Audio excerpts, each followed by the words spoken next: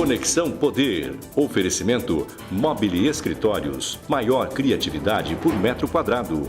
Residencial Vale das Palmeiras. Seu apartamento rápido, fácil e incrível. Tubarão Esportes. A força do esporte. Realce Persianas para os ambientes mais charmosos. E Titânia Telecom. Soluções para conectar negócios e pessoas. Muito bem, nós estamos começando mais um Conexão Poder e o nosso entrevistado de hoje é o candidato ao governo do estado, o Wellington Fagundes, que também é senador da República. Ele foi eleito deputado federal por 6 vezes. Entre as eleições, foi um dos mais votados do país. Ele agora se propõe a ser candidato, foi eleito senador em 2014 com 646.304 votos. Participa dessa entrevista o analista político Ricardo de Freitas. Primeiramente, senador e candidato ao governo do Mato Grosso, seja bem-vindo ao Conexão Poder. Eu aqui agradeço a você, Rafael, ao Ricardo, por estar aqui para a gente poder dialogar um pouco, prestar conta do nosso trabalho, né? Afinal de contas, como você falou, são 6 mandatos como deputado federal e também senador da República. Eu sempre digo que o voto é uma confiança que o eleitor deposita no político. E a melhor forma que a gente tem para retribuir essa confiança é trabalhar muito. E é o que eu tenho procurado fazer durante todos esses mandatos, andando por todo o estado de Mato Grosso, todas as localidades, indo junto na comunidade. E agora, como candidato a governador, quero mostrar exatamente a minha história, esse trabalho que eu desenvolvi por todo o Mato Grosso, conhecendo os caminhos lá em Brasília, para que a gente possa trazer mais oportunidades de desenvolvimento, de geração de emprego e principalmente de melhoria da vida de todas as pessoas. Fazer um governo voltado para as pessoas, olhando acima de tudo o cidadão que está lá na ponta e esperando um governo que possa propiciar dias melhores. Só para quem está em casa, notou aí que o André Michos hoje não está participando do programa por questões pessoais, então eu, Rafael de Souza, jornalista aqui do Repórter MT, vai conduzir a entrevista juntamente com o analista político Ricardo de Freitas. Mas essas questões pessoais é bom falar, né? Porque me falaram aqui que ele não está aqui porque foi casar a filha. Foi casar a filha. Então, é uma boa questão pessoal, né? Uma boa desculpa. Bom, Wellington, o senhor foi senador da República, nas propagandas políticas aborda que fez muito para o Mato Grosso nesses 27 anos de vida pública com muitos recursos. A oposição já diz o seguinte: parlamentar não faz obras. Por que, primeiramente, uma pergunta clássica, mas que o eleitor precisa saber, por que o senhor quer ser governador de Mato Grosso e como que o senhor recebe essas críticas de que parlamentar não faz obra?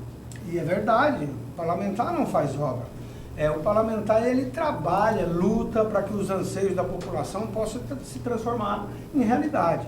Claro que no Brasil nós temos a prerrogativa de também trabalhar e aprovar a peça orçamentária da União e também dos estados.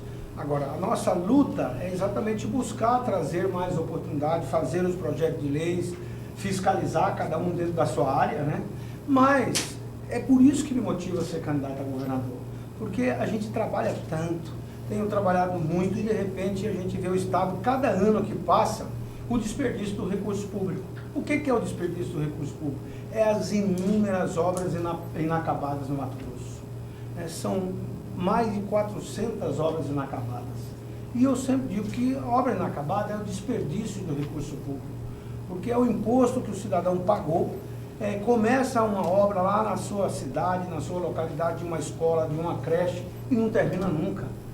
E eu quero ser governador, Rafael, exatamente por essa experiência, e sei que vou buscar fazer a parceria para concluir as obras. Pode me perguntar, vai concluir todas as obras? Eu vou trabalhar para concluir todas que possível.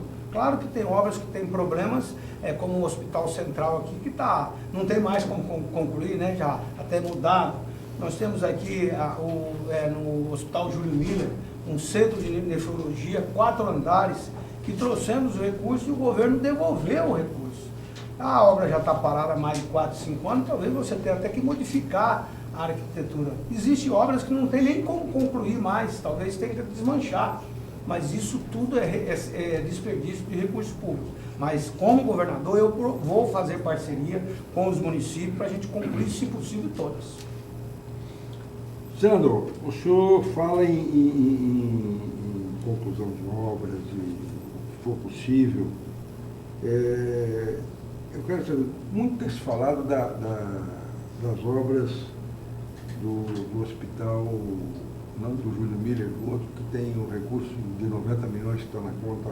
Esse é o novo hospital universitário. O novo hospital universitário.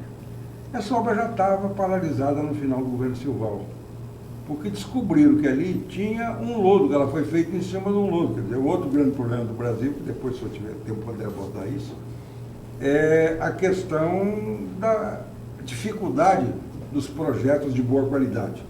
Então, constrói um elefante branco daquele em cima de um lodo, e esses 90 milhões realmente não tem como. Quer dizer, como é que o senhor agiria com relação a isso? Olha, Ricardo, eu não sou engenheiro, então eu não posso aqui fazer uma atenção. Sim, não, porque se critica muito que o dinheiro está parado, mas a obra não pode dar sequência pensando num lodo. Como é que vamos agir para resolver isso? Como eu disse, eu não sou engenheiro, mas eu já tive conversando com engenheiros da Universidade Federal que me garantiram que isso é uma falácia, que não é verdade isso. E esse projeto foi desenvolvido por toda a Universidade Federal de Mato Grosso. E eu tive a oportunidade de participar. Então é mentira do governador Petralha. Segundo a universidade, é mentira. Inclusive, revolta hoje os profissionais de engenharia da Universidade Federal. Agora, isso tudo, teremos que ter a atestação técnica, o próprio CREA pode participar disso, e nós encontrarmos a solução. Se tiver alguma necessidade de adaptação do projeto, temos que fazê-lo. Uma obra como essa não pode ficar abandonada. E aí é o pior, o Estado ficar 4 anos e não toma decisão. E as pessoas sofrendo. Você vai hoje no pronto-socorro de Cuiabá, está lá na maca, as pessoas sofrendo. Por isso que estou trabalhando, e aqui é uma boa notícia. Conseguimos agora, vai estar aqui no dia 13 e 14, o ministro da Saúde para anunciar os recursos para a conclusão do pronto-socorro e novo hospital de Cuiabá.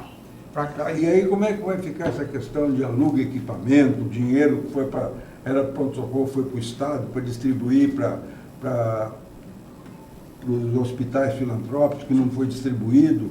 Bom, aí já é uma outra história, né?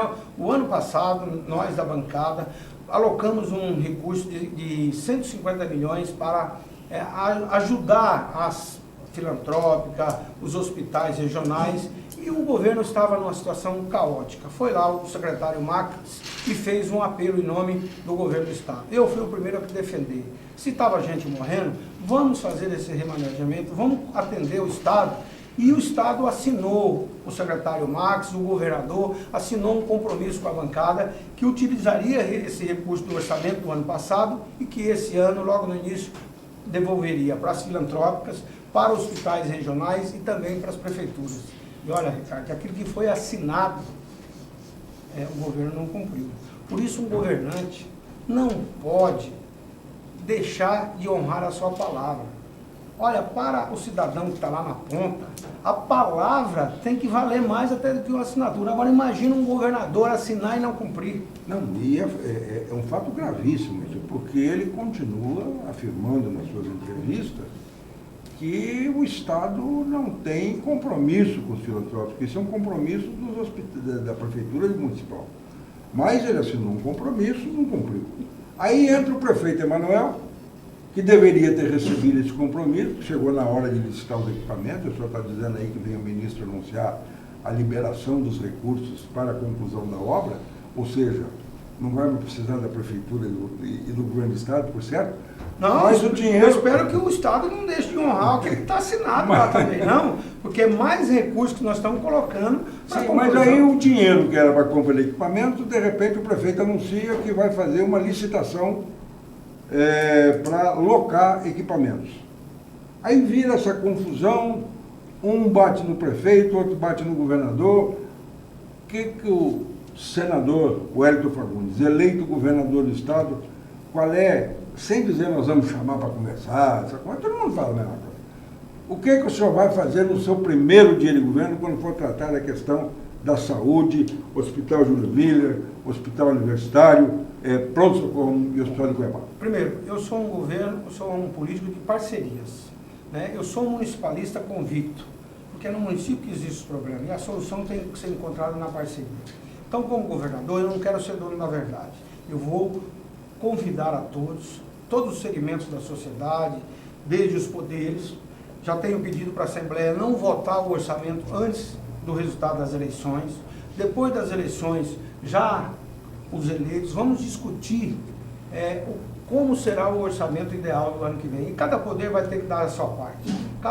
E aí eu respeito o Legislativo, a Assembleia Legislativa tem o seu papel, o Ministério Público na fiscalização, o Tribunal de Justiça, aliás, todos os poderes têm que participar, principalmente desse novo momento que nós vamos construir em Mato Grosso.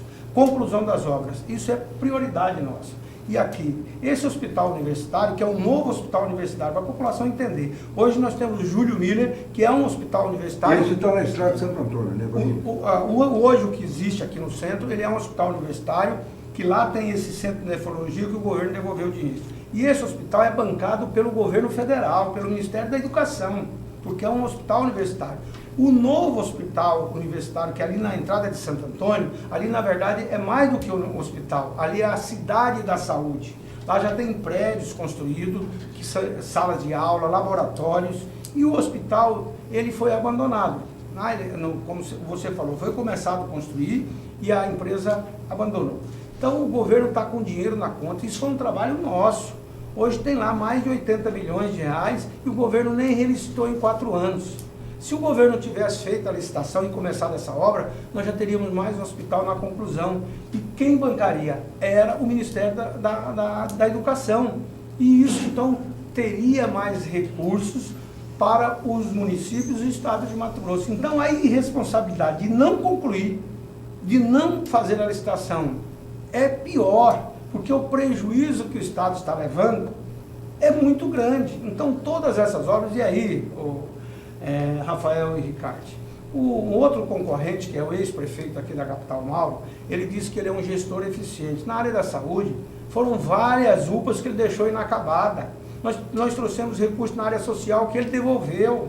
Então, nós vamos ter a oportunidade de mostrar isso também. Então, esse gestor que fala tanto aí, não é bem assim. Então, ele até me cobrou num debate, porque ele disse que eu perdi uma eleição e eu não podia ser governador. Ué, mas ele perdeu 2. Então, essa arrogância também não é o bom caminho. Eu quero ser um governante e um governador próximo das pessoas, mas acima de tudo eu digo, quem ganha a eleição tem que ser mais humilde que quem perde. E hoje nós temos o governo do estado nessa dificuldade do governador, porque exatamente não buscou a agregação, não buscou o diálogo, quis governar sozinho. Você me conhece, Ricardo, pela experiência, a população, eu tive a oportunidade de ser 6 vezes deputado federal, com um bom relacionamento com toda a bancada. Agora, o senhor, no fundo, não respondeu o que eu lhe perguntei. O senhor falou que é um homem de diálogo, que vai chamar todo mundo, fazer parceria e tal. Eu quero saber, solução prática. Nós temos uma saúde que está na UTI, quer dizer, falar que a saúde está na UTI é até um pleonasmo. Nós temos situação de falha de repasses, não está devendo. O Estado está literalmente quebrado, com um déficit previsto ao final do governo de 3 bilhões e 600 milhões. Eu quero saber o seguinte, o que o senhor imagina como solução prática, como resposta? Porque isso que o senhor está dizendo, eu vou conversar, eu sou do diálogo, todos dizem. O senhor não está sendo diferente disso aí. O senhor está O governador Pedro não é do diálogo. Isso é uma marca dele, não dialogar. Outros dizem que o prefeito Mauro Mendes e o ex-prefeito também não é do diálogo. Também não é. Pois é. Então, mas é o que todos dizem. Nós estamos em campanha. Tá. Tem 2 situações onde a mentira não tem limite, que é na guerra e na campanha eleitoral. Eu lhe pergunto, o que o senhor já imaginou quando está ali deitado à noite com a cabeça, imaginando as agruras que esse povo mato-grossense está passando? O que o senhor imaginou assim que o senhor vai dar de resposta imediata, que já nos 30 dias, porque todo governante tem pelo menos 6 meses de trégua para que ele possa implantar políticas. Diz que é os 100 dias dos Estados Unidos. Os 100 dias. Mas você já está sendo generoso 6 meses. Não, mas é que normalmente são 6 meses, e foi o tempo que o governador Petrax teve. Então eu estou querendo só manter o que está na história. O que é que o senhor imagina assim, que ao fim de 30 dias, aquele que foi lá na urna, que saiu, que possa estar chovendo, enfrentou tudo, possa dizer assim, olha, eu votei no Wellington, valeu a pena. O que é que o senhor pode, assim, mas sem essa conversa que eu vou conversar, claro que vai conversar, não tem como fazer sem conversar, dinheiro não tem, como é que arranja? Bom, primeiro, o Estado não está quebrado. O Estado de Mato Grosso é o Estado que mais aumentou a sua arrecadação nos últimos anos, o Estado que mais cresceu a economia, cresceu mais que o nível da China. Então, o Estado de Mato Grosso é um Estado ainda em abertura que vai continuar crescendo, o governo atrapalha ou não. Agora, qual que é o problema? O governo tem que ser o gestor, o governo tem que ser o administrador dos recursos públicos. É a mesma coisa que administrar uma empresa. Eu comecei a minha atividade empresarial com 22 anos. Eu fui presidente da Associação Comercial e Industrial da minha cidade, secretário de Planejamento e deputado federal. E eu, primeiro, uma empresa, como qualquer coisa, a dona de casa, a sua casa, quem é um servidor, quem recebe um salário no final do mês, ele tem que saber quanto ele pode gastar. Porque se ele gastar mais do que arrecada, ele vai ter problemas. Então, por isso é o problema do crédito, o cartão de crédito hoje é um problema que atormenta as pessoas. Além do juro ser muito alto, ele às vezes acaba gastando de forma desordenada. Então, o Estado é da mesma forma. O Estado não pode pagar esses juros escorchantes. O Estado vai ter que renegociar a dívida, vai ter que chamar, mas não é não pagar não, tem que pagar sim a dívida contraída, e um próximo governo, ele é responsável também pelo governo passado. Não pode dizer, isso é problema do governante, ele substitui o governo. Então ele vai ter que negociar, para isso vai ter que chamar todos os poderes para também discutir o orçamento. Nós vamos ter que economizar naquilo que é possível, tem áreas que não dá para economizar. Você vai demitir, não? Olha, demitir cargos comissionados é possível. Agora, eu quero ser parceiro, principalmente do servidor público. Por isso eu escolhi uma servidora pública para ser a minha vice, a presença da mulher, a Cilei Teis, que ela é advogada, gestora na área da segurança. A área da segurança. Mas o Estado está inchado. O senhor está falando da sua vice, eu quero um capítulo à parte depois para falar sobre ela. Certo? Eu quero saber o seguinte, o Estado está inchado. Quer dizer, o grande problema, ele ultrapassou o limite da lei de responsabilidade fiscal pelo excesso de contratações do atual governo. Certo? Hoje a folha de pagamento consome mais de 65%, quer dizer, fica realmente inadministrável. Agora, os penduricários estão aí, quer dizer, se imaginar que entrar dentro da Secretaria de Educação não dá para andar lá dentro.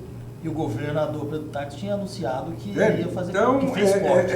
vai ter, quer dizer, eu quero lembrar, e o senhor participava à época da política já com muita intensidade, que o governador Dante de Oliveira, quando tomou posse e viu o estado que ele estava pegando em 1995, ele entrou numa crise profunda de depressão. Por quê? Porque chegaram e mostraram para ele, falaram, olha, o bicho aqui é mais feio do que você imagina. E ele que era vindo do MR8, do combate, da ideologia de esquerda, da ocupação, do empoderamento, de repente viu-se, para salvar a sua biografia e a sua memória e se transformar no grande líder que o Brasil teve, na figura dele, teve que acabar com Codemate, Bemate, Semate, Metamate, demitiu mais de 20 mil comissionados, e foi onde ele pôde começar uma política do Casa Arrumada que o levou ao segundo mandato e que hoje vem sendo copiada pelo atual governo como Casa Arrumada, como se fosse uma novidade. É isso que eu quero saber, senhor. Como é que o senhor vai tratar? Porque o senhor ser parceiro do servidor público, eu acho isso ótimo. Eu acho que o servidor público precisa ter parceria. Agora, nós estamos vivendo um tempo que não é mais a política dos amigos.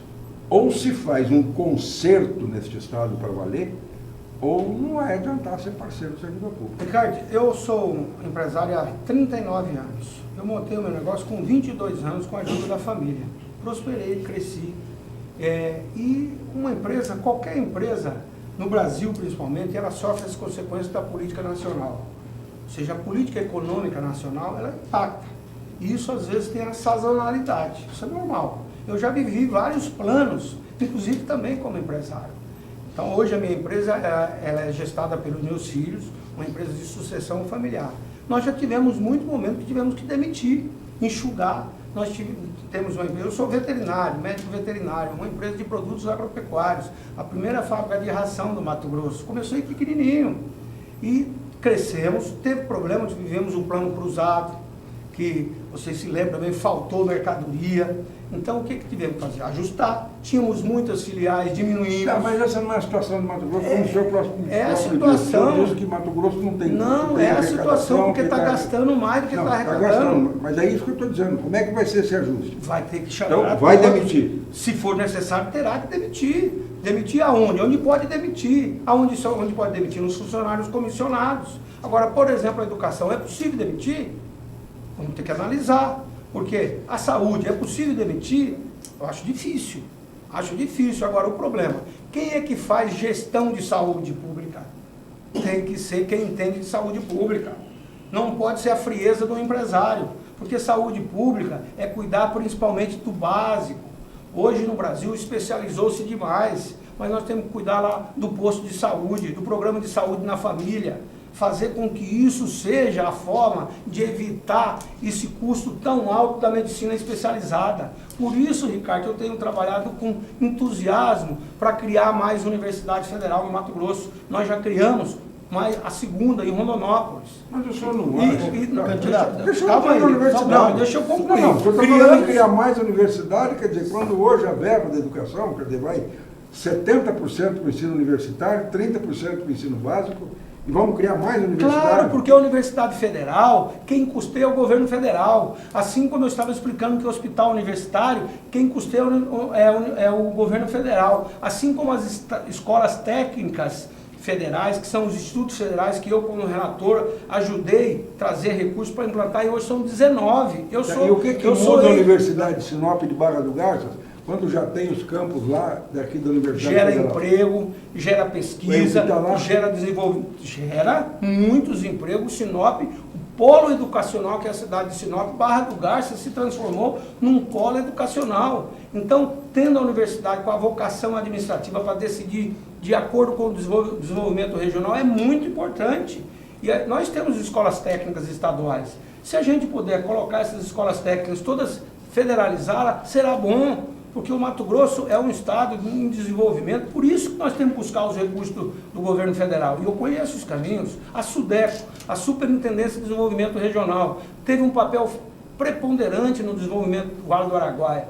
Acabou a SUDECO, nós recriamos a SUDECO. E eu quero fazer da SUDECO um grande instrumento de buscar os recursos do BNDES, do S, do Social, que quase não vem para cá. Eu quero ir, como fui com o Dante de Oliveira, buscar o grande projeto das pontes, construindo pontes em todo o Mato Grosso, como temos aqui a ponte Sérgio Mota, que eu já vi crítica. Por que o nome Sérgio Mota? Porque ele foi importante. Ele que abriu a excepcionalidade. Mato Grosso não tinha capacidade naquela época. Foi exatamente com o argumento que o Sérgio Mota foi o único projeto, quando o Fernando Henrique foi na Itália, e o único projeto era do Brasil, de Mato Grosso. Conseguimos, está aí um grande projeto que foi feito. A usina de Manso, que é aqui, olha, a usina de Manso, o Dante de Oliveira me procurou à época, eu era coordenador da bancada. O Wellington tem uma obra estratégica, está parada há 20 anos, e conseguimos alocar o recurso, está aí pronta a usina de Manso. Entrou exatamente no apagão no governo Fernando Henrique Cardoso. Ela não tinha capacidade de se pagar com geração de energia. Em 3 anos se pagou. Além da geração de turismo. E a usina de Manso é uma grande caixa d'água que Cuiabá, a Baixada Cuiabana e o Pantanal, ela tem uma atividade múltipla. Primeiro, não teremos problema de água reservada por mais 300, 500 anos. É uma obra estratégica para a saúde da população. À época tinha enchentes no rio Cuiabá que destruiu o bairro Terceiro. A usina de Manso resolveu o problema da enchente e também da seca do Cuiabá. Deu perenidade, isso impacta diretamente no Pantanal. Então é obras estratégicas como essa que um governador tem que ter a visão, mas acima de tudo tem que ter relacionamento, tem que conhecer os caminhos. Por isso é que eu sou o candidato. Eu me sinto preparado, eu conheço não só buscar os recursos aqui no Brasil, vamos fazer as parcerias, a infraestrutura do Estado. Nós temos que buscar parceria.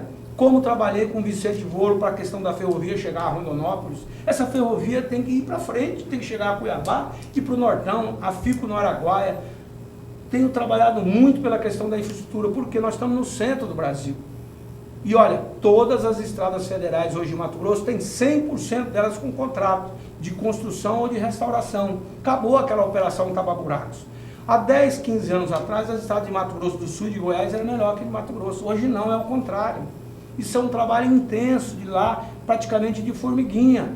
E eu fiz isso em parceria com muitos.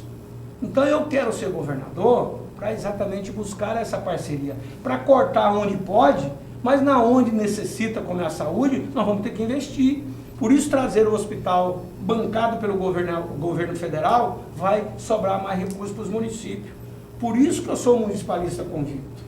Candidato, o governador Pedro Táxi, quando assumiu o governo em 2015, fez uma auditoria em todas as secretarias do Estado. Paralisou praticamente o governo em 90 dias. No fim, saiu uma informação do governo que haviam sido, entre contratos mal feitos, mal contratados pelo governo Silval, além de desvios, em torno de R$1 bilhão. O senhor, como se for eleito governador, vai fazer uma auditoria nas contas do governo Pedro Táxi também? Olha, O senhor me responde depois do intervalo da TV. A gente volta já.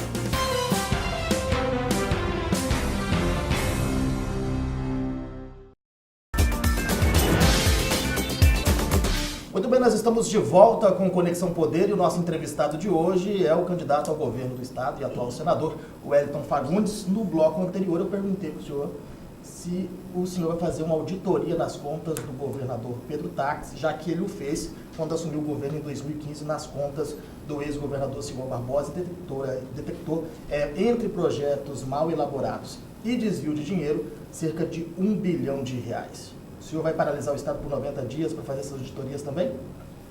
fazer a auditoria tem que ser feita. Para isso tem a Controladoria Geral do Estado, nós temos o Ministério Público empoderado, temos muitos órgãos de controle, Tribunal de Contas. Agora, não pode parar. Não é por uma auditoria que você vai parar uma obra. É importante que a população saia. Uma obra, quando manda paralisar, o Estado passa a ser responsável por ela. Então, a manutenção, todo o desgaste da obra, é o Estado que passa a pagar. E temos um bom exemplo aqui em Cuiabá. Entre muitas obras que o governo mandou parar, o tal do VLT. O VLT, a população tem que saber, o Estado, a população, quem paga o imposto já pagou 500 milhões de juros da obra parada. 500 milhões. Esses 500 milhões, se tivesse sido investido ao longo de 4 anos... Na saúde, por exemplo? Não, mas vamos falar da obra específica do VLT. 500 milhões. Hoje diz que conclui com 1 bilhão. E o nosso concorrente também, o candidato Mauro, disse que não, onde vai achar 1 bilhão? Vai achar exatamente isso, deixando de gastar errado. É esse recurso que o Estado já perdeu, 500 bilhões, e a população está aí sem utilizar uma obra importante. É importante, sim, porque ela vai fazer a ligação de Cuiabá com Várzea Grande. A decisão de VLT ou BRT foi feita. Agora, houve omissão dos 2 prefeitos aqui. O ex-prefeito de Cuiabá, o Mauro, não participou da obra. E no município a maior autoridade é o prefeito, não é o presidente da República, não é o governador. Quando o prefeito Emanuel Pinheiro assumiu, que o ajudei na eleição, disse: prefeito, faça um decreto. Não pode ter nenhuma obra no município que a prefeitura não participe. Nós temos um exemplo lá na minha cidade, Rondonópolis. Chegou a obra mais importante da cidade, que foi o maior terminal ferroviário da América Latina, quando chegou a ferrovia. E eu estive lá na inauguração. Quando fomos na inauguração, eu perguntei, tive a curiosidade de perguntar para o responsável, nunca tinha ido um engenheiro da prefeitura. Sabe o que aconteceu? A compensação ambiental, a empresa deu como compensação ambiental uma área degradada. Se não fosse o trabalho do Ministério Público, a cidade tinha perdido muito. Ou seja, no município, quem é soberano é o prefeito. Então, toda obra como essa, uma obra de um grande impacto, deixar rasgar a cidade, fora, de quem é a responsabilidade? Do prefeito. Não pode dizer que a responsabilidade é só do governador, não. O governador era o dono da obra, mas quem manda no município é o prefeito. Então o senhor culpa o ex-governador Silval Barbosa, o atual governador Pedro Táxi e o ex-prefeito de Cuiabá, agora principalmente pela não conclusão do VLT. Principalmente. Por quê? Porque o VLT foi uma decisão do governo, só que também o governo do estado à época, o governador, deixou abrir muitas frentes de trabalho. Poderia ter feito concentrado, começando ali, chegando até onde é o Atacadão, já estaria funcionando, depois ia fazendo por etapas, mas não abriu. E outra coisa também, comprou as máquinas antes da hora. Então estão as máquinas aí paradas. Que a gente sabe que já foi superfaturado, até porque ele já confessou isso à justiça. Pois é, mas nós estamos falando exatamente da administração de uma obra. Então, quando você não tem uma coisa bem administrada, acontece isso, o prejuízo é muito grande. O MT integrado, o governador mandou parar a maioria das obras que estava sendo tocada. Olha o prejuízo que causou isso. Estradas que poderiam estar prontas e o dinheiro está lá no BNDES. Está contratado há 5 anos, 5, 6 anos. Então, o problema de desvio cabe aos órgãos de controle. De punir, cabe exatamente à justiça. Quem é governador, quem é prefeito, quem é presidente, tem que governar, tem que ter a responsabilidade de administrar o recurso. Por isso, Ricardo, é que eu digo que Mato Grosso não está quebrado. Mato Grosso precisa de alguém que seja conheça o que é um recurso. Eu aprendi a minha vida como comerciante. E o comerciante, ele tem que dialogar. O comerciante tem que saber que tem que ter, acima de tudo, o cliente tem que ter razão. E o contribuinte tem que ter razão. Todo candidato a governador, e eu já disse isso algumas vezes, inclusive tive em uma entrevista como essa com o atual governador, ele batia muito no peito, como o Blairo fez, como o Dante fez, como todos fizeram. Batia muito no peito que ele ia cortar o recurso da Assembleia, que ia cortar o recurso dos poderes e tal. Eu quero saber se o senhor já disse que vai chamar os poderes para discutir, pediu para a Assembleia não votar o orçamento. Mas como é que retira recursos? Eu nunca vi ninguém dar dinheiro para ninguém.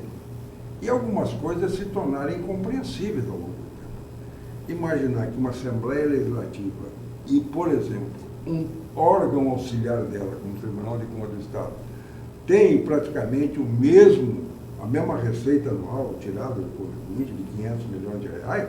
Você imaginar o judiciário tem comarca para todo o Estado, o Ministério Público, uma coisa e tal. Eu quero saber o seguinte, na prática, o senhor vai conseguir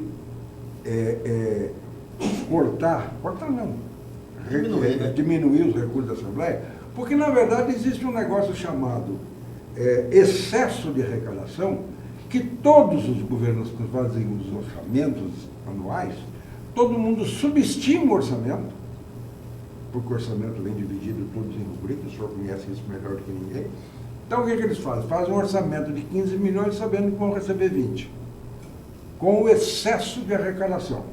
Esse excesso de arrecadação, à exceção da divisão, que é delimitada, tantos por cento, que a Lei 4.320 que prevê isso, todos esses recursos em excesso são distribuídos entre todos os poderes, certo? Como é que você vai fazer? Primeiro você vai ter um problema de pedir na hora, já que não vai botar orçamento, de fazer um orçamento negativo. Isso é uma empresa qualquer, vai ter que fazer, olha, o orçamento não vai dar, tem que pagar isso, isso e isso. E segundo, como é que vai ser? Vai ser um orçamento real para que não haja, ou que seja o mínimo desse excesso de arrecadação? Como é que você vai tratar essa questão com os poderes? Até porque está devendo 500 milhões que eles não vão abrir mão de receber. Está muito claro, né? O atual governo errou e tem já um reconhecimento. O secretário de Planejamento superestimou o orçamento no início do governo. Com isso, aumentou o repasse para os poderes. Isso foi o problema do desequilíbrio principal. Ao aumentar, superestimar o orçamento, causou desequilíbrio. E o governo não controlou isso. Porque não entrou também num acordo com os poderes, exatamente, estabelecendo um teto. Exatamente. Tem agora o teto de gasto que foi aprovado. Ele é o suficiente? Ele já é um avanço, só que vai ter que discutir com a sociedade. Porque nós temos áreas, como a educação que eu disse e a saúde principalmente. A saúde, nós vamos ter que fazer um trabalho de redirecionar os recursos.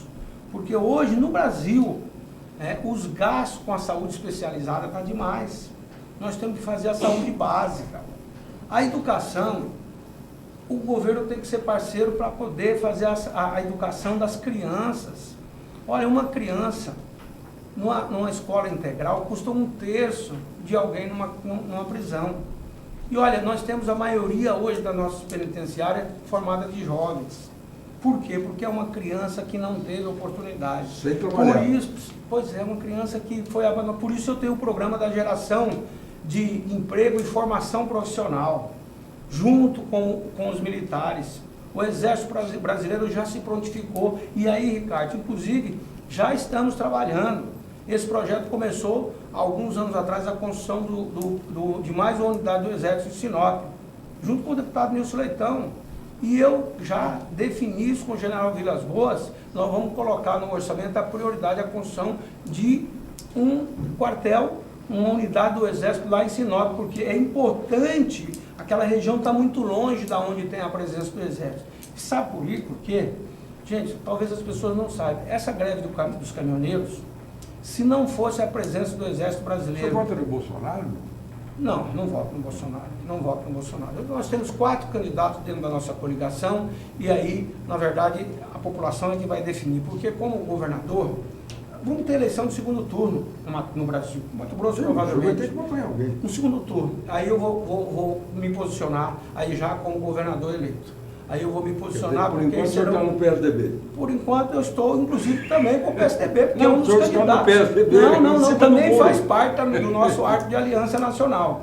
Então, essa questão do Exército, na greve dos caminhoneiros, e Rondonópolis é o maior centro de caminhoneiros que moram na cidade. Foi exatamente, se não tivesse o Exército ali fazendo a inteligência, nós teríamos uma convulsão social gerada a partir de Mato Grosso. Mato Grosso é estratégico hoje. Então é estado que o governador tem que ter toda essa visão. Por isso que eu disse, e quero repetir, eu conheço os caminhos. A minha experiência, exatamente de 27 anos como legislador, dialogando com todos, eu tenho certeza que é essa experiência, que não quero ser o dono da verdade, quero conversar com todos. Orçamento tem que ser construído dialogando com todos os poderes. E eu respeito a Assembleia Legislativa. Aí alguém vai falar, mas lá isso, eu respeito como poder. Se alguém errar, esse alguém vai prestar suas contas. Agora nós temos que, na democracia, ter respeito aos poderes e trabalhar em parceria com a comunidade. Por isso eu trabalho com o movimento comunitário. O cidadão mais simples, que está lá, a dona de casa, que está sofrendo, às vezes ela te traz a solução. Então esse governo fechado, a tendência é errar mais. Então, eu vou fazer, sim, um governo itinerante, presente, conversa. A Associação Mato Grossense dos Municípios, eu tenho compromisso. Eu quero despachar na Associação Mato Grossense dos Municípios, pelo menos de 2 em 2 meses, estar lá presente, ouvindo os prefeitos, além de ir, como sempre fiz, na cidade do interior. Eu conheço Mato Grosso 100%. Candidato. Eu conheço toda a localidade. Há nos bastidores, conversando com as pessoas, com os eleitores também, a gente escuta muito que o governador Pedro Táxi foi um excelente senador no período que esteve no Congresso. O candidato ao Senado, Fávaro, disse que o senhor é um bom senador, um bom articulista, mas que precisa continuar no Senado e não no governo. O senhor tem medo de ser taxado como o governador Pedro Táxi, que foi um bom senador e um administrador ruim para Mato Grosso? É perfil completamente diferente. O governador, o senador Pedro, ele tinha um perfil de um jurista e lá fazia bons discursos defendendo teses. Esse nunca foi a minha vocação. Eu sou um político de estar presente. Eu sou municipalista. Eu sou um político que aprendi desde criança, como meu pai me dizia, meu filho, compra crédito e paga em dia para você ter crédito. Agora, honre a palavra. A palavra, um homem que honrar a palavra, ele vai ter crédito e vai ter credibilidade para qualquer ação. Então a minha vida foi sempre essa. Eu comecei a trabalhar desde criança, com 6 meses, com 6 anos, no boteco do meu pai. Aí eu aprendi a ser comerciante. Montei o meu negócio, como eu falei, com 22 anos. Fui sempre comerciante, um empresário, e depois me dediquei à política. E eu sou um servidor público, eu gosto de fazer política. Eu não tenho política como um peso. Meus filhos estão tomando conta dos meus negócios e eu me dedico à política. Aqui está o Ricardo, que já foi deputado federal. E depois vou falar sobre isso. Eu quero abordar 2 pontos aqui que eu estava dando uma olhada no seu programa de governo. Eu posso até pecar por não ter tido, talvez, o tempo necessário para examinar tudo. Mas Mato Grosso carece de políticas de Estado. Só temos planos de governo que parecem saídos do Google a cada eleição, são um praticamente igual ao outro. Tem um setor no Estado, Mato Grosso, o senhor conhece melhor do que ninguém, porque eu conheço a situação parlamentar e tenho dito e repito, né, que o senhor talvez seja o melhor parlamentar que o Mato Grosso tem. Eu digo isso, eu sempre disse. Mas o senhor trabalhou também nessa área. Mas em tudo que o senhor fala aqui no seu plano de governo, o senhor cita o turismo em apenas 2 vezes, em 2 palavras, no meio de uma maçaroca de outras tantas. E outra coisa, o senhor não chega a citar a ZPE de Cáceres, apenas fala da navegabilidade, da viabilidade da navegabilidade dos rios Paraguai e Tocantins e tal. Não está na hora de começar a pensar, porque o turismo, e o senhor sabe disso, não estou contando novidade nenhuma, como fator de geração de emprego, ele pode, se planejado num programa de longo prazo, se transformar no maior gerador de emprego do Estado, sem menor dúvida, sem competição, e gerador de recursos quase tanto quanto o agronegócio? Pode, desde que nós tenhamos uma infraestrutura, uma logística possível do turista visitar os nossos potenciais. Mas é isso que eu estou dizendo, não está na hora de começar, porque nós temos Nópolis há quanto tempo? Chapada está aí jogada para as trás. Parque Nacional não existe. Aquilo lá ficou na CNBio e no IBAMA e aquilo está fechado. O Estado não tem segurança jurídica, ninguém quer vir investir aqui. A crise é mais de confiança do que necessariamente uma crise econômica. O senhor mesmo reconhece isso. Quem é que é o empresário, o empreiteiro, que vai querer vir aqui fazer um investimento e gerar emprego se não tem confiança, não tem segurança jurídica? Então, assim, o que precisa, o que o senhor pretende como governador, como é que o senhor vai começar a implantar políticas de Estado que não terminem como terminou o VLT num governo, não tem continuidade, e que outro governador que venha a suceder também resolva passar por cima e tal? O governo tem que ter exatamente atenção ao projeto de desenvolvimento do Estado, a vocação de desenvolvimento do Estado.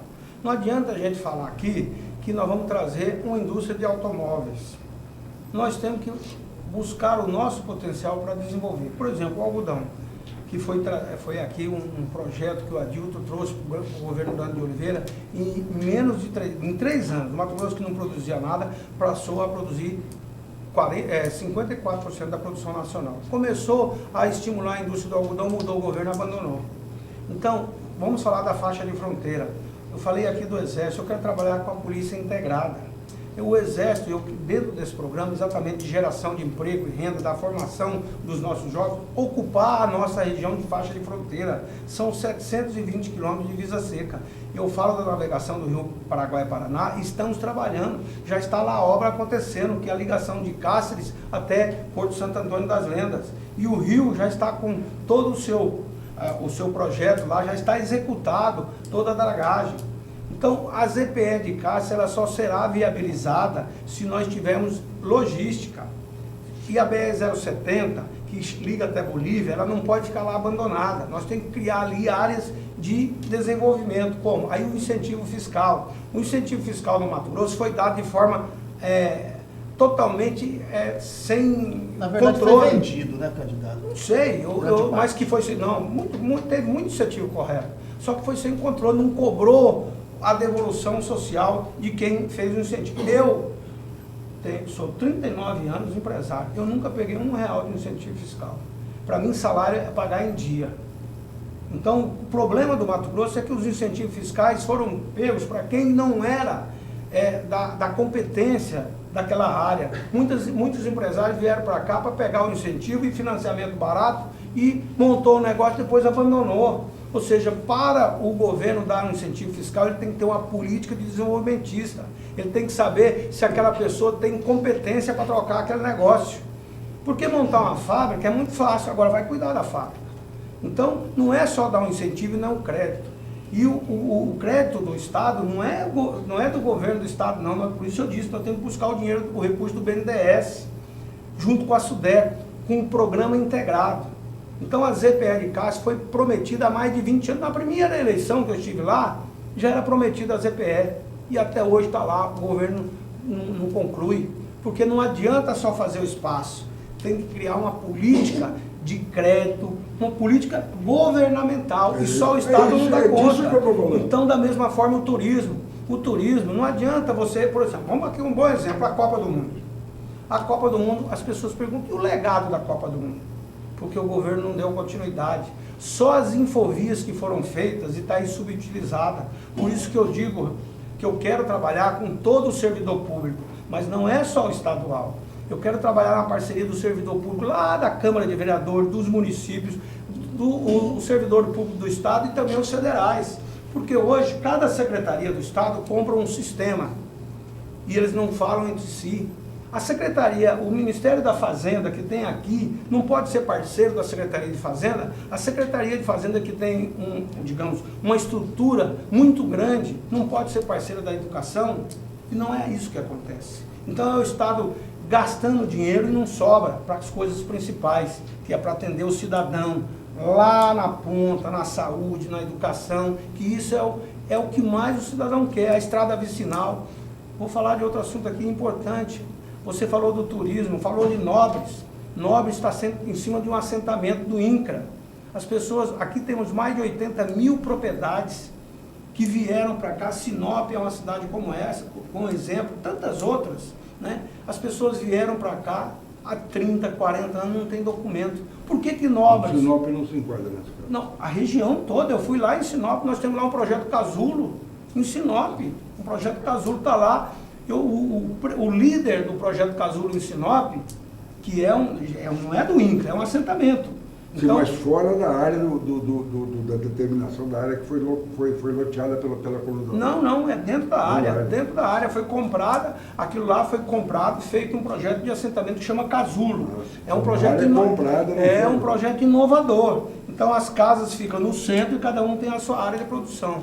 O primeiro habitante lá é de Cássio, eu conheci ele há 25 anos atrás, está ele com a sua família, produzindo porco, produzindo a galinha, produzindo a fartura. O produto da cesta básica brasileira é produzido pelo pequeno, pelo micro. O grande produtor é para exportar, ele é importante também, mas nós temos que cuidar do pequeno. O pequeno está abandonado. O comerciante hoje, o pequeno comerciante do Mato Grosso, ele está massacrado. É uma carga de imposto, cobra antecipado. Então nós temos que mudar isso. Nós temos que valorizar o artesão. O artesão, o que vale para o artesão, para o artista, é o talento. Então essas pessoas não têm capacidade de ser avalista de si próprio. Aí o governo tem que criar instrumentos para estimular. Isso é o turismo. Por exemplo, Vila Bela da Santíssima Trindade. Fui lá agora na festa do Congo. O governador não era aceito pela população porque ele foi lá. Eu disse que é mentira. Está lá, está tudo gravado. Se quiser eu mando aqui para vocês. Não, só estou dizendo que em resposta a isso ele disse que mas está gravado. Isso saiu na imprensa. As pessoas dizendo que não aceitam ele porque ele foi lá, assinou um documento lançando a obra, o Congódromo, e nunca mais voltou. Inclusive no debate, ele disse que foi ele que fez a cobertura das ruínas. Não foi Tanque de Oliveira. Eu tive na inauguração. Então, falar em verdade, o povo sabe. O povo hoje, cada dia mais, o povo tem informação, está aqui, ó, o celular, a internet. Candidato, nosso tempo está terminando, mas ainda tem assuntos importantes para tratarmos aqui. O senhor disse que vai propor uma lei para caçar mandato de governador, e eu tenho uma outra pergunta. Eu quero mandar. O salário dos servidores volta a ser pago caso o senhor seja dentro do mês trabalhado? Mas o senhor vai responder daqui a pouquinho após o nosso intervalo comercial, Conexão Poder, em alguns instantes.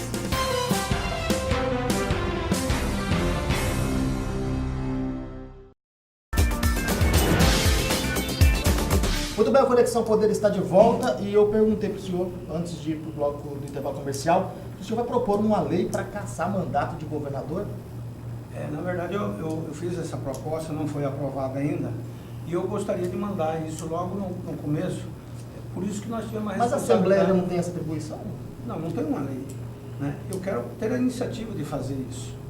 Né? Isso é uma iniciativa do Executivo, a Assembleia que vai aprovar. Por isso que o nosso plano de governo, ele não tem lá, vou fazer isso, 10 casas, 10 isso, 10 aquilo. Não, é metas. E dentro das metas nós vamos discutir com a sociedade, inclusive durante a campanha e depois da eleição, aí sim nós vamos convidar todos os setores para que a gente faça um orçamento adequado, que a gente planeje o ano que vem e assim por diante. O plano a Assembleia vai aprovar uma lei proposta pelo Executivo, que já que ela não cumpre a função dela, daquilo que é prerrogativa, para poder caçar governador. Exatamente, para que plano de governo seja verdade, não seja uma peça fictícia. Em relação ao salário dos servidores, agora atualmente está sendo pago todo dia 10 de cada mês. Antigamente, nos governos anteriores, até o fim do governo Silval, era pago dentro do mês, até o dia 30 de cada mês. O senhor pretende voltar a pagar os servidores no dia 30, assim também como promete o seu opositor Mauro Mendes? Prometo, vou trabalhar muito, de forma assim exaustiva para que isso aconteça. Vou me empenhar de toda forma, porque para mim salário é sagrado. Então eu vou fazer a pergunta que eu queria fazer antes, que eu falei, vamos deixar para frente, rapidinho, quero que o senhor não se estenda muito. Eu acho que o senhor tirou um coelho da cartola, isso escrevi inclusive no artigo, que foi a escolha da sua vice. E ela vai lhe dar uma estrutura porque trabalhou nisso na questão da segurança. Eu queria que o senhor falasse um pouco da segurança, e aí com certeza vai poder falar dela, no menor tempo possível, para dizer o seguinte, diz que a segurança melhorou, que está tudo uma maravilha. Ela fazia parte da organização dessa segurança. Você comprou muita viatura, você tem viatura sendo bloqueada por satélite, não paga posto de gasolina e não compra colete, mas contratou 3.500 novos policiais. E aí, como é que é o seu, na sua cabeça, a segurança do Estado? Está melhor não? Piorou? Porque o índice de assassinatos caiu? Como é que é? Não está melhor. E nós temos instrumento para melhorar. Como eu disse, é exatamente integrar as polícias. E não é só a polícia militar e civil, corpo bombeiro. Nós podemos integrar com a Polícia Rodoviária Federal, com a Polícia Federal, com o Exército Brasileiro. O que seria essa integração? Integração, fazer conjunto o trabalho. Por exemplo, nós tivemos uma iniciativa em Rondonópolis, quando lá como banco de dados idêntico. Banco de dados, a Infovia que eu falei, nós temos aqui no Mato Grosso tudo isso disponível. Então a tecnologia que a Polícia Federal tem, vamos trabalhar integrado. Então, ao invés de gastar novo recurso, vamos integrar tudo isso, inclusive as informações. A concessão de Sinop até a divisa de Mato Grosso do Sul até o Paraná tem toda uma infovia com câmeras a serem instaladas. Nós vamos trabalhar para isso, para concluir. O número de acidentes já diminuiu muito. Aliás, quero aqui dizer também que já estamos entregando agora mais 50 quilômetros da duplicação. Também a Serra da Caixa Furada já está concluído a sua duplicação e no final do ano vai ser inaugurada a duplicação de Jaciara até Cuiabá, ali no Sinuelo, toda ela em concreto, uma obra de tecnologia de ponta, com precisão, assim como nós temos a agricultura. Então os agricultores têm aí um grande potencial que podia ajudar o governo na educação, na saúde, na segurança. Hoje as fazendas têm um problema sério de segurança. Se tiver tudo isso conectado, vão poder melhorar a segurança, inclusive nas propriedades rurais, que hoje o roubo de produtos, porque a questão do desarmamento é uma discussão que tem que ser feita, porque realmente uma propriedade rural, lá e ficar lá, o bandido chegar lá e saber que não tem uma arma, eu não... Aí o senhor é Bolsonaro, né, senhor? Não sou Bolsonaro. Não é Tucano. Não sou Bolsonaro. Eu digo Bolsonaro no sentido da defesa. Não, eu nunca usei uma arma. Meus filhos nunca usaram arma. Nunca teve uma arma na minha casa. Eu acho que para ter uma arma tem que ter as condições especiais, a pessoa tem que ser capacitada. Então, por isso a polícia tem que ter esse papel de informação, de orientação. Mas o senhor é a favor que o proprietário tenha uma Dentro área? da propriedade, sim. Dentro da casa também, da residência? Dentro da propriedade. E aí, urbano já a situação é mais complicada. Mas uma propriedade rural é totalmente diferente. Então, isso eu creio que vai ter que ser discutido, principalmente pelo próprio governo, pelo próximo governo, não estadual, nacional. Inclusive, claro, teremos que fazer algumas reformas necessárias, por isso a democracia, só o governo legitimado pelos votos é que pode fazer as modificações. Por isso também que eu disse aqui, é depois da eleição que nós temos que voltar ao orçamento e discutir o que vamos fazer realmente dentro de um quadro novo, nacional e estadual. Candidato, essa é uma pesquisa do Instituto Voice em que o senhor aparece aqui na região metropolitana com 5% das intenções de votos. Os bastidores e na imprensa também saiu que, inclusive, o senhor tentou aí barrar essa pesquisa, pediu que não fosse divulgado. Primeiramente, o senhor se assustou com a porcentagem de números aqui, de votos aqui em Cuiabá e tentou impedir essa pesquisa? De responder, eu só queria acrescentar essa pergunta. Quer dizer, e nas pesquisas que têm saído, mesmo em Ibope, que saiu, Ibope, 15%. O senhor tem um índice, o senhor mantém uma situação em terceiro lugar e não aparenta, até agora, que vamos comparar, né, nas pesquisas de outros candidatos, aquelas de consumo interno, que o senhor também as tem, não parece estar reagindo. Como é que o senhor está vendo essa questão da pesquisa e o início do horário eleitoral? A campanha começou agora. O horário eleitoral gratuito começou agora. Essa campanha é diferente das outras. Essa campanha tem recurso público, financiamento público de campanha e regras muito mais rígidas. Então, o candidato que fizer besteira vai ganhar e não vai levar. Eu sou obediente à lei. E assim farei. Farei uma campanha de acordo com o que a lei manda. Então, não vou fazer aquela campanha saindo aí fazendo loucura. Como já aconteceu em muitos candidatos, inclusive no Legislativo, caçando a chapa toda porque colocou mulher como laranja. Então, mudou tudo. Então, eu estou fazendo a campanha de acordo com o que manda a lei, de acordo com o que posso. A questão das pesquisas, eu acredito que é exatamente o espaço eleitoral gratuito que vai nos permitir mostrar toda a minha história e buscar os votos. Então, antes da eleição, eu já vi muitas campanhas que começou o candidato com 1% e ganhou a eleição.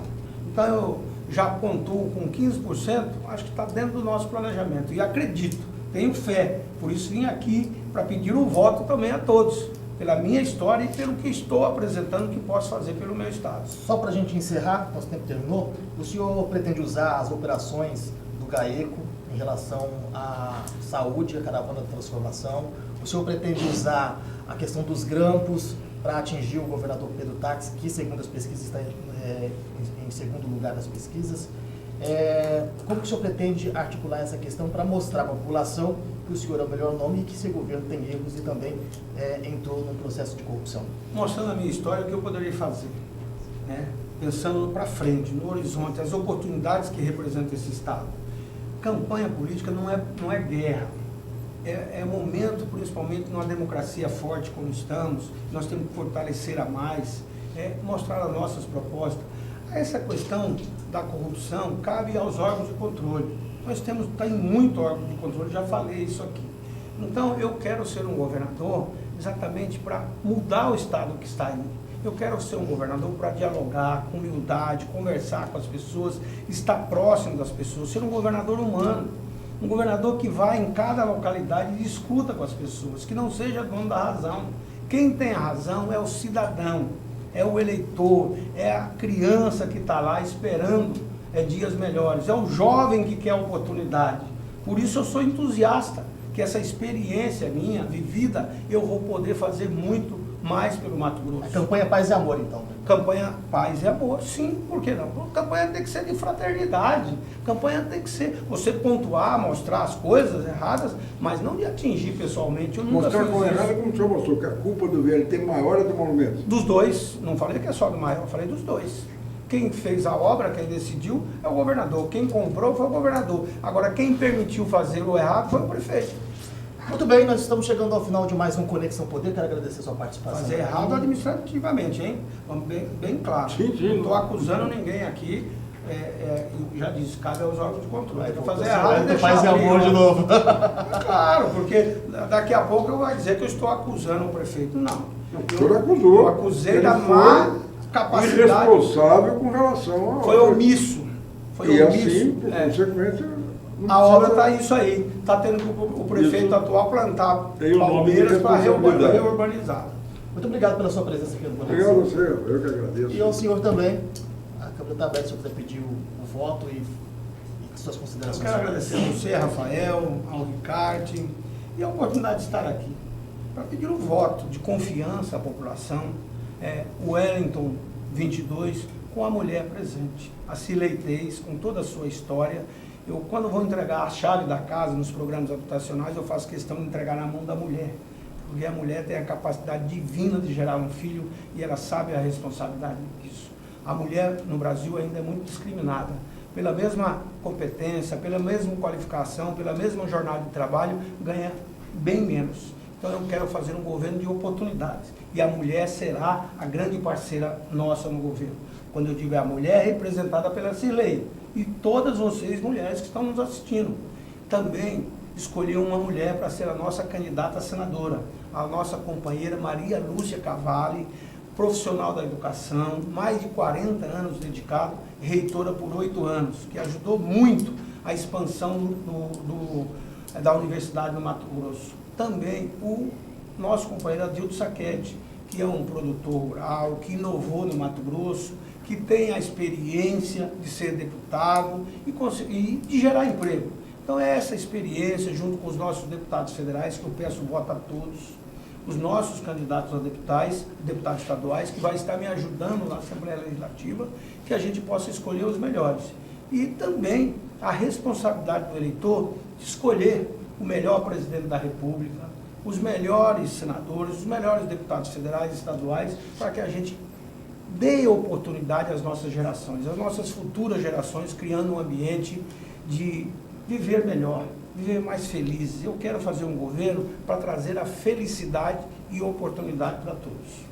E a você de casa, o nosso muito obrigado. Até o nosso próximo encontro com mais entrevista com os candidatos ao governo do estado de Mato Grosso. Até lá. Conexão Poder. Oferecimento Mobile Escritórios. Maior criatividade por metro quadrado.